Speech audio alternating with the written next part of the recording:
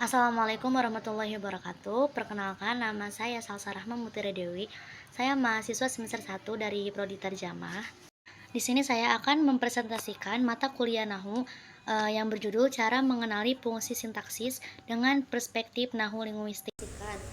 Materi tentang cara mengenali fungsi sintaksis dalam bahasa Arab ditinjau dari perspektif Nahu dan Nahu Linguistik.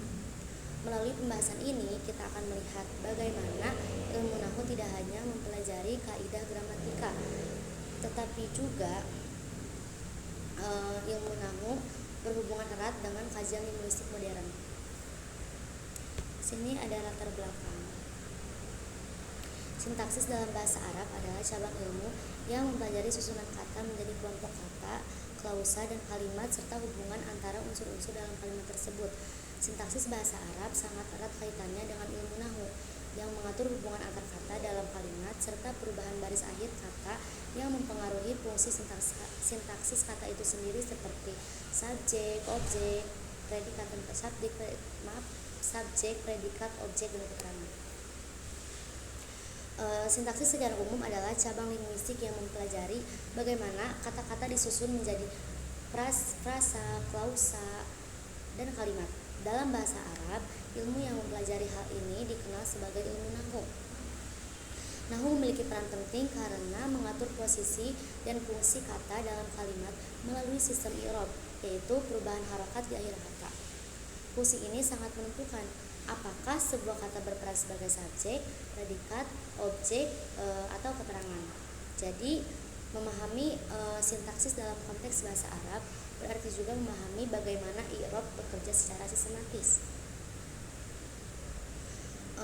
Kalau dalam pandangan tradisional, Nahu sering dianggap sebagai kumpulan aturan bahasa.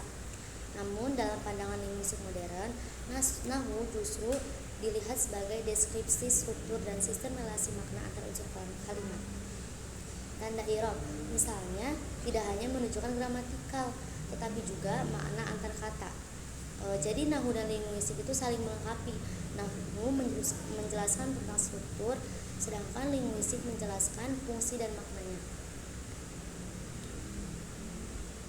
Rumusan masalah. Dari uraian tadi itu, maka fokus pembahasan kali ini adalah bagaimana cara mengenali fungsi sintaksis dalam bahasa Arab melalui pendekatan Nahu linguistik. Dengan kata lain, kita ingin tahu bagaimana sih unsur-unsur kalimat bisa dianalisis secara ilmiah melalui teori Nahu dan linguistik.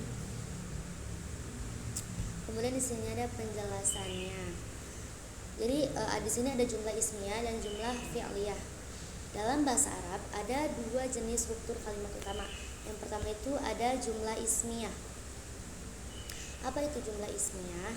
Jumlah ismiyah itu jumlah yang dimulai dengan isim atau kata benda. Kalimat ini memiliki unsur utama, mubtada sebagai subjek dan khobar sebagai predikat. Contohnya itu al-waladu mujtahidun, yang artinya anak itu rajin. Kemudian yang kedua itu ada jumlah fi'liyah. Apa itu jumlah fi'liyah? Jumlah fi'liyah itu kalimat verba yang dimulai dengan fi'il atau kata kerja. Biasanya diikuti oleh fa'il dan maf'ulun bih. Yang contohnya itu kataba atau ribu adarsa. Artinya siswa menulis pelajaran. Dalam analisis linguistik, kedua struktur ini menunjukkan dua pola utama dalam sistem sintaksis bahasa Arab. Jadi untuk mengenali fungsi sintaksis kita harus harus memperhatikan tanda i'rab di akhir kata. Misalkan tanda i'rab itu domah.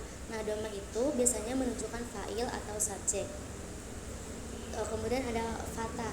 Fatah itu biasanya menunjukkan maf'ulun bih atau kita bisa objek. Kemudian ada kasroh. Kasroh itu biasanya muncul pada keterangan tempat atau waktu atau zorof. Contohnya kataba atau ribu adarsa fil madrasati, yang artinya siswa menulis pelajaran di sekolah. Jadi setiap perubahan harokat menunjukkan fungsi gramatikal kata.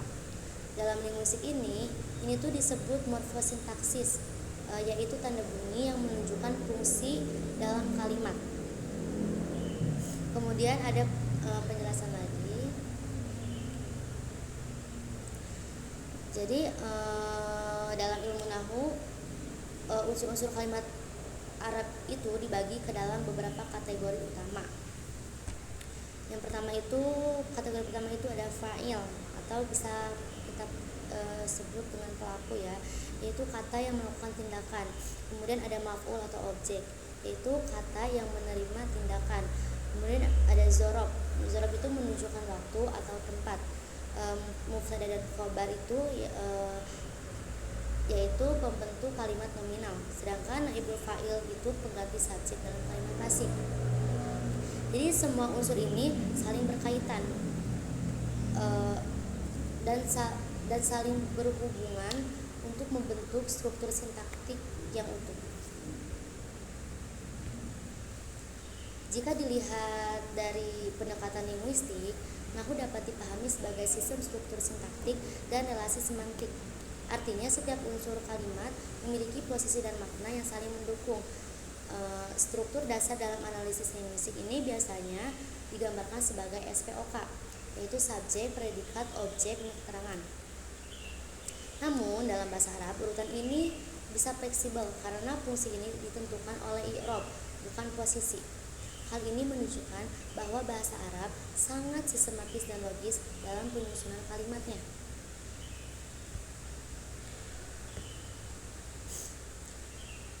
Jadi kesimpulannya dari pembahasan ini dapat kita simpulkan bahwa sintaksis bahasa Arab adalah ilmu yang mengatur struktur kata dan kalimat. Ilmu nahu berperan penting dalam menentukan fungsi kata melalui i'rab. Linguistik membantu menjelaskan hubungan antara struktur dan makna. Dengan memahami i'rab dan kategori kata, kita dapat mengenali fungsi sintaksis dengan tepat. Jadi, sintaksis dalam bahasa Arab merupakan perpaduan antara aturan gramatikal atau nahwu dan makna linguistik atau fungsi semantik. Demikian presentasi saya tentang cara mengenali fungsi sintaksis dalam bahasa Arab dalam perspektif nahwu linguistik. Semoga penjelasan ini membantu kita memahami bagaimana struktur bahasa Arab bekerja secara ilmiah dan logis. Mungkin cukup sekian dari saya. Mohon maaf jika banyak sekali kesalahan karena saya juga masih dalam tahap belajar. Terima kasih sudah memaklumi saya. Wassalamualaikum warahmatullahi wabarakatuh.